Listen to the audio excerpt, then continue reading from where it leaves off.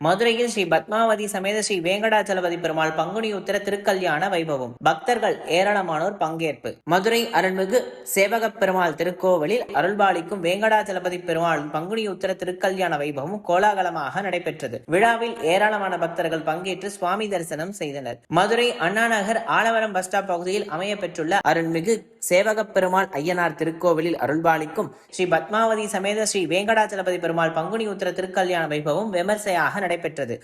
அனுதினமும் வேங்கடாச்சலபதி பெருமாளுக்கு சன்னதியில் காலையில் தோமாலை சேவையும் இரவு ஏகாந்த சேவையும் நடைபெறும் சிறப்பு கொண்ட இந்த திருக்கோவிலில் திருக்கல்யாண வைபவத்தை முன்னிட்டு முன்னதாக திருமஞ்சனம், அலங்காரம், திருவாரதனம் போன்றவை நடைபெற்றது. அதனைத் தொடர்ந்து பக்தர்கள் சீர்தட்டி எடுத்து வருதல் நிகழ்வு நடைபெற்றது. தொடர்ந்து மாலை மாற்றும் வைபவமும், சங்கல்பம், புண்ணியாகவாச்சனம் ஆகியவையும், திருமங்கல்ய தாரணம், தீபாரதனையும் விமர்சையாக நடைபெற்றது. திருக்கல்யாண அலங்கார பந்தலில் மணமேடையில் வீற்றிருந்த ஸ்ரீதேவி, பூமிதேவி, பத்மாவதி, கோதா நாயகி சமேத ஸ்ரீ ஸ்ரீனிவாச பெருமாள் திருக்கல்யாண வைபவத்தில் பக்தர்கள் ஏராளமானோர் கலந்து கொண்டு சுவாமி தரிசனம் செய்தனர். விழாவை ஒட்டி பக்தர்களுக்கு கோவில் சார்பில் சிறப்பாக பிரசாதமும் வழங்கப்பட்டது.